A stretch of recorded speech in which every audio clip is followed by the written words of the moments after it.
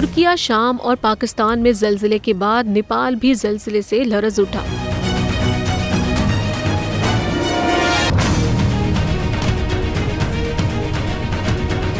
नेपाल के इलाके काठमांडू में ज़लज़ला आया है, जिसकी शिद्दत 4.5 रिकॉर्ड की गई है। ज़लज़ले की गहराई 178 किलोमीटर रिकॉर्ड की गई। ज़लज़ले का मरकज नेपाल के काठमांडू से 28 किलोमीटर दूर था। ज़लज़ला आते ही लोगों में खौफ व हरास फैल गया। आवाम घरों से निकल आए, जबकि अब तक किसी हलाकत की इतला नहीं है। इससे पहले फरवरी में भी नेपाल में 5.2 शिद्दत का ज़लज़ला आया था, जिसमें कोई जानी नुकसान नहीं हुआ था।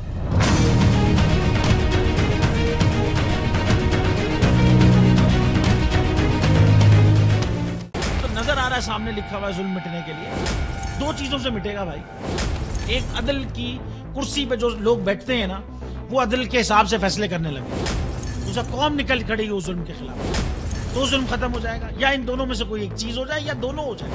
अगर 420 का मुकदमा था, उस वक्त अदलिया में जो लोग बैठे हुए केस देख रहे थे, वो पूछते ना यार चीट हुआ कौन है।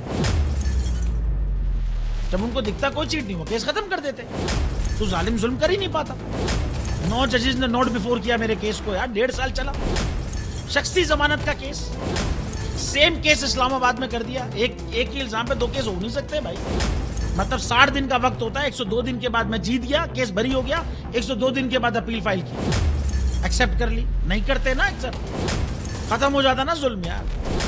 भरी अदालत में मुझे बरी कर दिया, फिर पता नहीं क्या हुआ, 2.5 घंटे बाद का नोट बिफोर। मैं नहीं सुनता ये केस, खड़े रहते अपने फैसले पे, मिट जाता जुल्म। अल्लाह ताला ने बिठाया इन कुर्सियों पे इनको यार, ये अल्लाह ताला की तरफ से फैसले करते हैं। तो या तो ये फैसले आएंगे, जुल्म मिट जाएगा, या कौम खड़ी हो जाएगी जुल्म के खिलाफ।